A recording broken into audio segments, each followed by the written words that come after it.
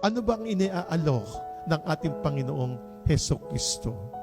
Pag-ibig. Ang pag-ibig na iniaalok ng ating Panginoong Hesukristo nakaugat sa ating amang nasa langit.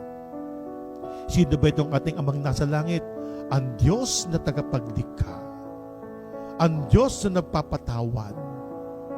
Ang Diyos na gumagawa pa ng paraan kung paano mapapanumbalik niya o mapapabalik niya ang kanyang mga nilalang.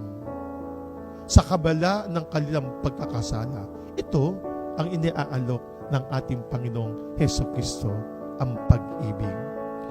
Kapag ang isang nag-iibigan, ang isang nagsasama, ang mag-asawa, ang mga magjowa, o ang mga magkakaibigan, isama ninyo ang ating Panginoong Diyos.